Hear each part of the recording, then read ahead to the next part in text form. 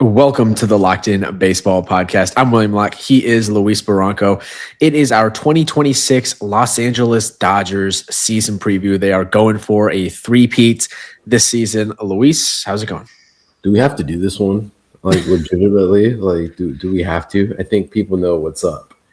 Like, can we just cut to the end scene where we, like, just say our predictions, which are just going to be the same, and say that they're going to win the World Series again, and we'll get a lockout.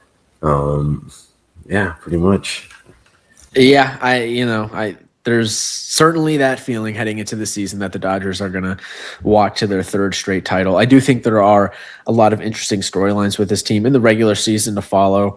Obviously, this team, it's all about October and what they do in the postseason. But there are some pieces there with Roki Sasaki, Mookie Betts, some of the aging guys in the lineup. There are some storylines to watch this season through the 162. So we'll talk through some of those today. This is not like a postseason preview. Tomorrow we're dropping our props and predictions episode where we're going to be walking through some of our favorite prop picks and, of course, making our predictions for the full season. So that should be a fun one. This is the last team preview. This is the last of the 30. So we've done it. We've made it, Luis.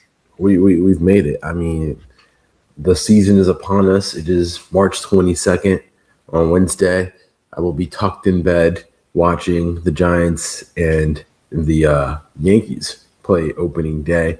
The battle of Arson Judge versus Maximum Fried and Logan Webb. It will be an electric season this year, my guy. But let's talk about the defending champions. The LA Dodgers, more deferred money, which, hey, I could be in the market for some deferred money here soon. If they're like, hey, come to LA for some deferred money, hey, why not? Let's sign me up. The LA Dodgers, I mean, talk about a lineup that could have probably won the WBC if we're all being honest. Like, this lineup is a video game lineup. It's one of those lineups that you literally, turn the salary cap off or just all restrictions on GM mode, franchise mode, and you just sign whoever. Trade override on, draft picks off, everything. It's literally what I do on rebuild mode. Number one farm system in baseball, I do believe, if not number one of the top 2 or 3 with the prospects that they do have. It's just, as they say, it's an embarrassment of riches, and the rich get richer these days. In the beautiful, sunny California, where, the weather's great. The market for TV is also great. You can go be a star, go be in Hollywood, and you don't deal with the pressures of a New York. The only pressures are is that you win in October. It's World Series or bust for this team when you play. They got Shohei at DH. Kyle Tucker is going to be in right field. Mookie Betts at short. Freddie Freeman at first. Will Smith at catcher. Max Muncy on third. Teoscar in left. Andy Pages center. And Ha-Seong Kim at second base with guys like Miguel Rojas on the bench. They also got it's Tommy Edman had ankle surgery, so he should be back at some point this season, so he should slot into that second base.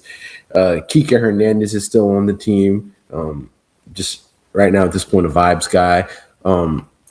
Pretty good player, but just like not MLB quality starter for 162.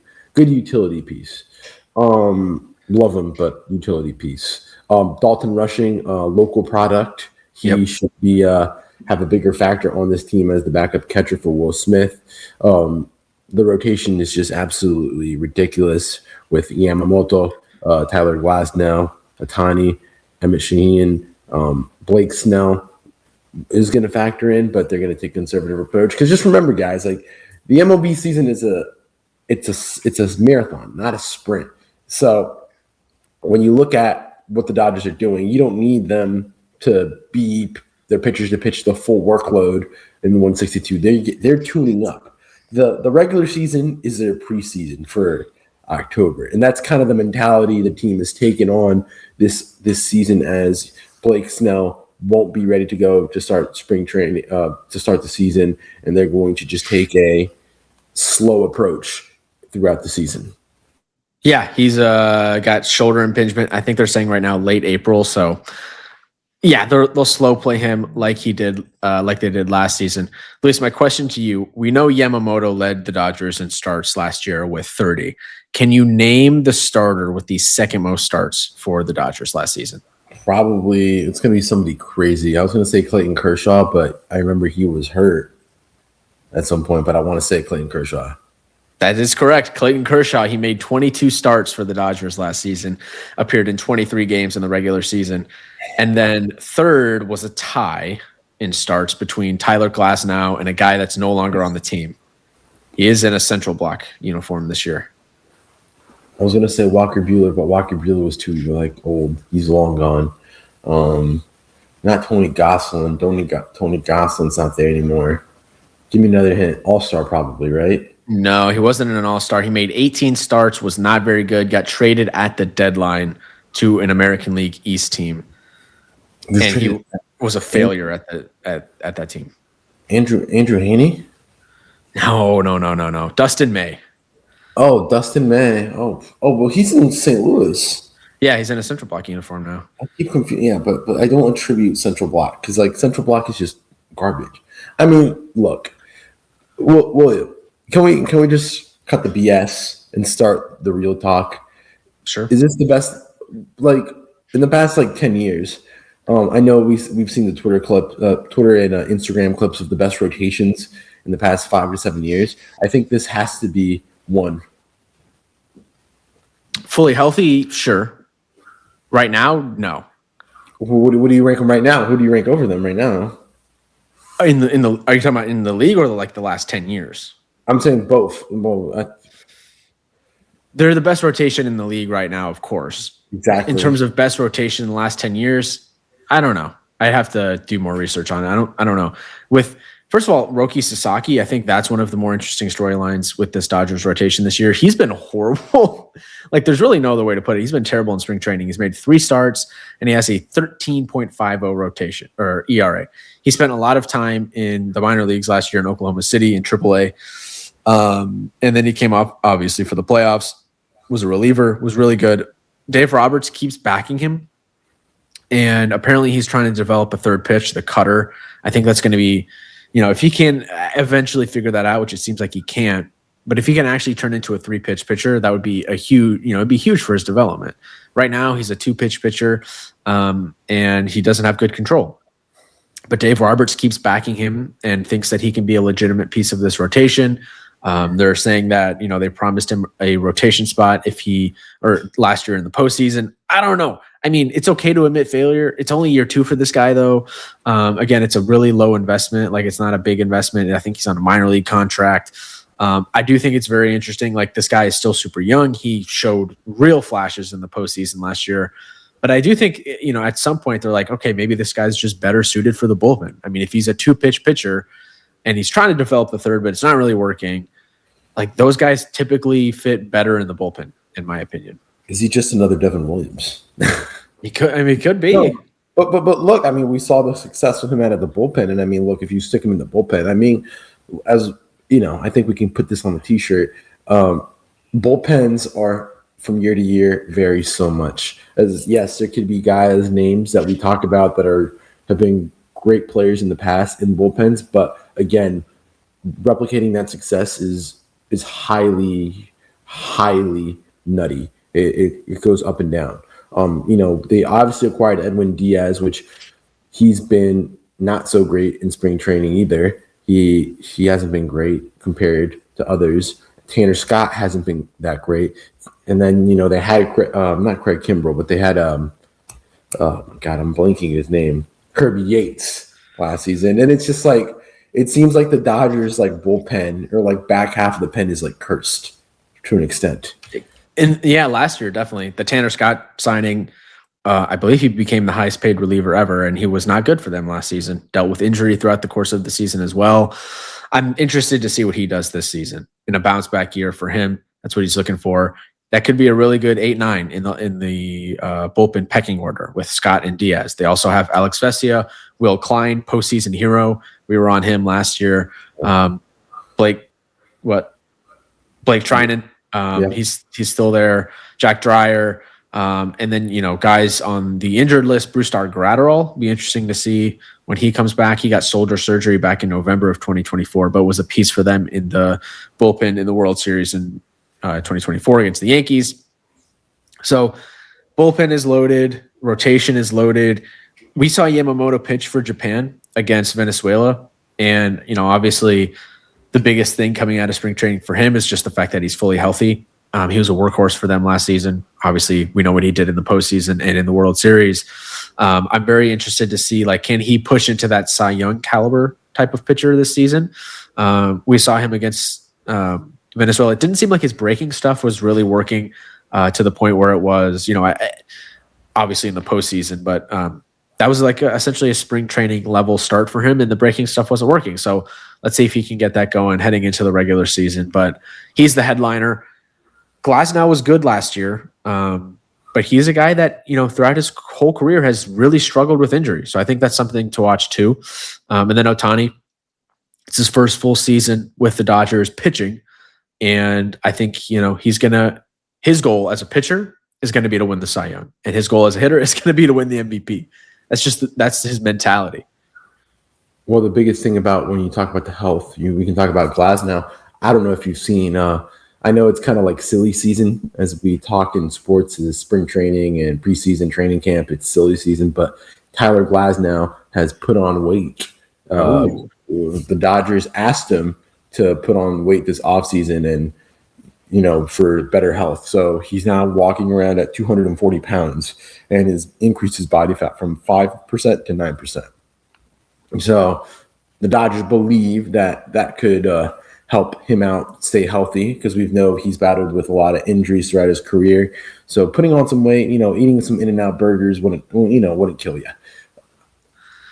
Yeah, that's an interesting note there. Hopefully he can stay healthy. He's got 3 years left on the deal, 2 guaranteed, and then the third for 2028 is a $21 million player option. He is 32 years old. I think he will end up picking that up, but we'll see.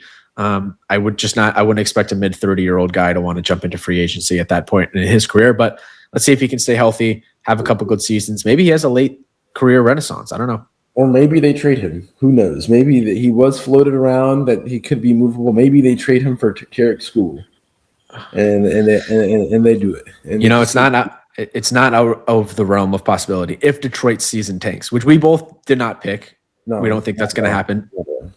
But if it does, it would be smart for the Tigers to listen on Scooble. I think we've kind of hit on the rotation. I really want to see what Sheehan does this year. Sheehan's my pick to click. He's going to be the guy that I'm going to be watching. I mean, I saw him in the postseason, seen him pitch a couple times. He has really good stuff. He could be a real weapon. And, the thing with the Dodgers is they have an embarrassment of riches. Right now, I feel like if your name isn't Shohei Ohtani and Yoshinobu Yamamoto, you are literally, you're in a competition to be that Game 3 starter for the Dodgers. That's how it is. I feel like Blake Snell, yes, you have the inside track, but with Blake Snell, we know he's an other year type of guy. Yes, is he elite? 100%. But again, what's going to happen? How does he come back from injury? Tyler Glasnow, we know he was 4th on the pecking order. You have a free runway. And all these young guys they got coming up, we talk about River Ryan, Bobby Miller when he gets healthy, Gavin Stone, Emmett Sheehan. They all have an opportunity to grab the bull by the horns and grab life by the horns and be that, third starter if they're able to produce. And also, we're also producing for 29 other MLB teams at this point. That's just how the Dodgers are going to be.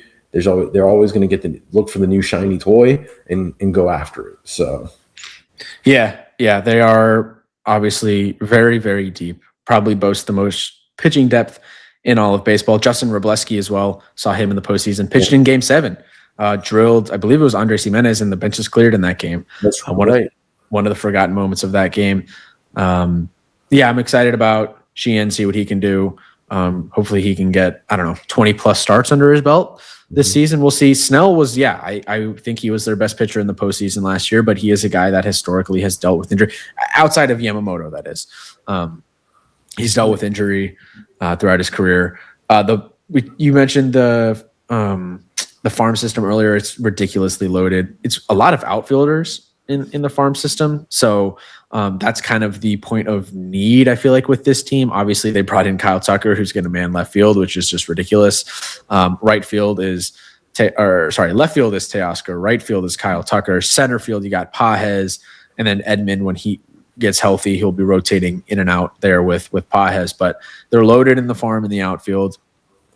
If we want to transition out to the lineup, the top of the lineup we know is ridiculous. Ohtani, he's won 3 straight MVPs. Kyle Tucker, Mookie Betts, Freddie Freeman. The interesting thing, of course, is Mookie Betts did not have a good season last year. He had his career worst year. And I look at Mookie Betts as a guy that is going to have a bounce back season. I feel pretty comfortable in saying it. Heading into last year, it was his first full season as a shortstop at the major league level. And if you remember, during the Tokyo series, he picked up that weird virus. Yeah. It was never actually like officially confirmed what it was. I think it was norovirus, though. He lost like 15 to 20 pounds, I think that threw his season completely off the tracks, and he was just never himself. I mean, the numbers were career worst.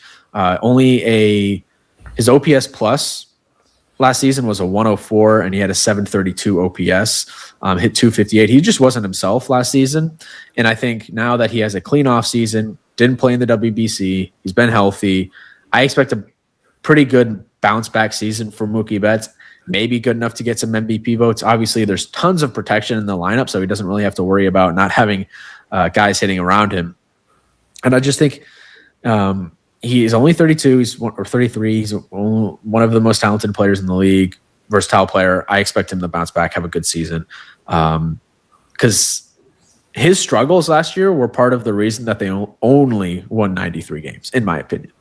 And he's a full-time shortstop now, which is also a big deal. Remember, he's doing the whole positional switch, and now it's another year of him being in the infield.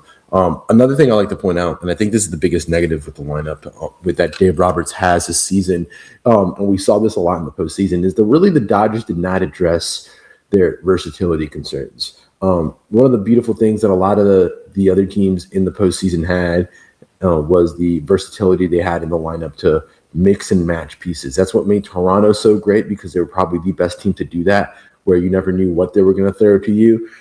Teams like Milwaukee, those central block teams like Milwaukee, had a lot of options on what they can do to you. Cubs, to an extent, they had Matt Shaw, Matt Bush. They had that. You can say firsthand that the Cubs had ways to maneuver that lineup in pieces, like versatility wise. Philadelphia, not so much, but that's one of the things that the Dodgers really did not have. And we knew, I kind of feel like it's a recurring theme in the past 2 seasons, where number one, a lot of Dodgers fans, a lot of diehard Dodgers fans, not of these, I don't want to say bandwagon Dodger fans, but just fans that aren't like tapped in like that. A lot of fans said that if they didn't finish off the Yankees in Game 5, if the Yankees don't implode in Game 5, they said that their bullpen was about to self-destruct, and the bullpen was about to give in, and it was going to be a much more interesting series, and to the point that they believed that the Yankees could have come back and won that series. Last year, we remember what happened with them, where they lacked versatility. They got taken to the brink in a 18-inning, 17-inning game. They won. Thankfully, it took a heroic performance from Will Klein, which, to be honest, that's not on nobody's bingo cards, 1 and 2. Like, what are the odds of that happening? It's very, very, very low. It was a miraculous performance. And then they had the crazy catch in the outfield. So when you really do look at it, a lot of things did bounce the right way for the Dodgers in the past 2 years that we just got to take back and not give them the champion card already, because a lot of the things can happen, and they really didn't address their big moves in terms of versatility. Yes, did the outfield get better? 100%. But Kyle Tucker's only really a corner outfielder. Did they address their bullpen? Yes, Edwin Diaz, 100%. But the thing with Edwin Diaz is that he is older, and he hasn't looked great in spring. And we understand that it's spring training, everything, but he's posting a 6.75 ERA right now in 3 games. And so, like I said earlier, they could splash as much money as they want, but we still need to see some type of versatility. Maybe they could have gotten a couple better bench pieces. And it's just interesting to me as to why they were hanging Teoscar Hernandez and Tyler Glasnow in trade talks this offseason, reportedly. That is an interesting thought. We talked about that a lot in the postseason last year. We didn't feel like they had much depth in the lineup and guys they could rotate in and out. Santiago Espinal has been great in spring training. Never forget 2022 All-Star for the Blue Jays. But yeah, I mean, Alex Call is like the fourth outfielder. I don't love that. Let's see what we get from Kim at second base, taking over from Tommy Edmond.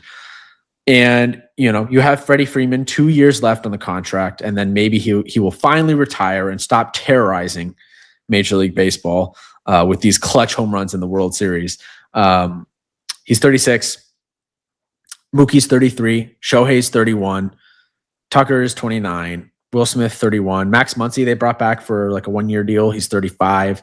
And Teoscar's 33. So it is an older lineup, but we talked about the farm system. Like they got a bunch of young outfielders in waiting. Maybe that's the versatility and the depth that we talk about, or that they're looking for.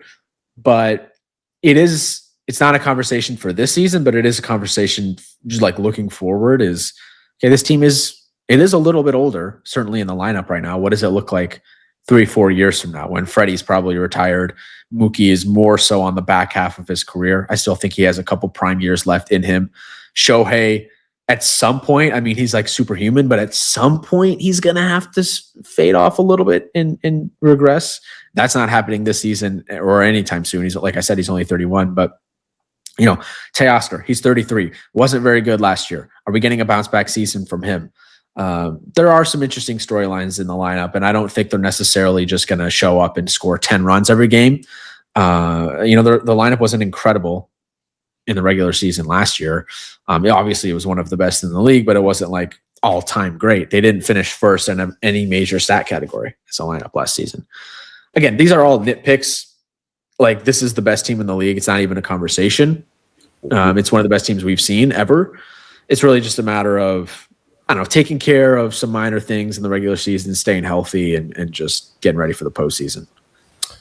Well, then let's just get to it. What's the over-under? I got them at 102.5 on DraftKings. 102.5 on DraftKings. I'm taking the over. I think this team's very good. This team we've never seen a team of collection of talent like this. Totally fair. I'm going to go with the under just because we haven't had a 100-win team since 2023. So it's been a couple straight seasons. And the main reason, though, I'm picking the under here is I just don't think they care about the regular season. They're all focused on October. They just got to get to the postseason. Remember, last year they were a wild card team, despite winning the division. They'll win the division, no problem. They could even win 100 games, but 103, I'd rather be on the under than the over for this pick because if anybody gets injured, like even a small injury, they're going to slow play their return. Like Blake Snell, he's got the shoulder thing right now. I think they're going to slow play him. We'll see him late April, early May, and just don't push these guys too hard in the regular season. They're not focused on winning 110 games. It's all about just making the postseason and going from there. So they're the best team in baseball. They could very well finish with the most wins in baseball. That would not be surprising at all. But I will go with the under just because I'd rather be on the under on such a high total than the over. That's a fair assessment. But, William, we finally made it. It's opening day here this week. Opening day on Wednesday. Today, I think we will be talking about it in the podcast this season, the update. Well, I think we should just talk about it now before we hop off. Okay. Today is the inaugural draft that our league turns 9 years old this year. 9 years old of Fairview 410 plus J. Mole and Louise. It's a very historic day. We've seen a lot of general managers come and go through the league. So we still have a lot of original teams still left. Yeah. New additions this year to the league. Returnees that left their franchises have now came and taking control of their franchises again. You excited? Anything for the listeners to get ready for? Big. I mean, it's one of the biggest days of the year. Fantasy draft. It's actually starting in 5 hours, 5 Eastern. No keepers. Something I've thought about doing. Maybe next year we do some keepers. But yeah, everyone's back except Andrew. He's gone. We And lost Joe. him. And Joe, we lost. And Joe. Joe who? Seaman. He wasn't on the league last year. He was in 2024. You see, I don't know. I was doing a historical upkeep of the record books. But are you going to win a championship ever in this thing, man? You're one of the people that tries this the hardest, and you've never won. I lead the league. I was telling people, like, I was with some friends a couple of days ago, and I was like, "Oh, I have a fantasy baseball record." And I'm like, "You're psychotic," and I'm like, "Yes, I am. I am insane. Maybe not clinical, but I am insane." 162 games, baby, and I mean, we got a Josh is back. Josh Molnix, he's back. Did our Red Sox preview. He's back. The Mookie Monster is back. He's not in the league. Yeah, he is. No, he's not. Josh Who's in the Goring. league? I know. Well, yeah, but I thought Josh is back. No, we got Kayla in. Wait, what are you talking about? I literally was doing a historical book. Not this year. He's not. He's not. He doesn't watch as much to do a full league. He watches the Red Sox, but that's it. Let me see. I thought Josh was back. Oh yeah. Well, Alden's back too this year as well. My buddy Patrick's back. I haven't talked to Patrick in a minute, so I'm gonna have to text him pre-draft and see how he's been. But Kayla is the new member. Expectations for year one for Pitch Perfect. Pitch please. Oh. She's a ball knower, but I'm expecting a full Cubs roster. I will be running to draft PCA, and I will be trading, getting the house for PCA. You got to go with Bregman. Bregman? Is that insider information, or is that you trying to? I feel like she's going to want to get Bregman. Or is it insider information, or is that you trying to collude with her to fuck me over? Excuse me. No. Yeah, but yeah, I'm not picking Bregman. He's not on my board. Okay, well, I think it's very obvious if you listen to the podcast, who's on my board. Yeah. So the question is, though, you danced around it. Are you gonna get one of these things? You're gonna get a chip. You got to get a ring on your finger. I got three. Dancing on my fingers right now. I mean, I did a historical book on. I asked ChatGPT, and it said I was the Padres. I am the Padres of the league. I am AJ Preller. always the bridesmaid, never the bride. But I'm always facing the Dodgers, and then they said Armand's the Braves. And you're the Astros, and then I don't like that one. I mean, 2 championships, and then Rob is the Dodgers. He's the Yankees, Dodgers. Yeah, so all right, well, that'll be fun. Excited for that. Kayla can be the expansion franchise. She's like the A's. She's moving the team. She's moving the team from Oakland to Chicago. She's the Rays' new team, the Rockies. I expect she'll be better. Than, hopefully some easy wins on the schedule.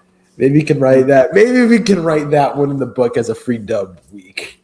Well, we don't do matchups. We do rotisserie. Well, cellar dweller. Maybe we have a new cellar dweller to the league. Man, maybe. We'll see. All right. Anyway, that is the Dodgers preview. Hope you guys enjoyed. Tomorrow is the props and predictions episode. Should be a fun one. And like we said, opening day. The full opening day is on Thursday. The Yankees and Giants kick it off on Netflix on Wednesday night. Hope you guys are excited. We are. We'll be back tomorrow. Until then, catch you next time. Peace.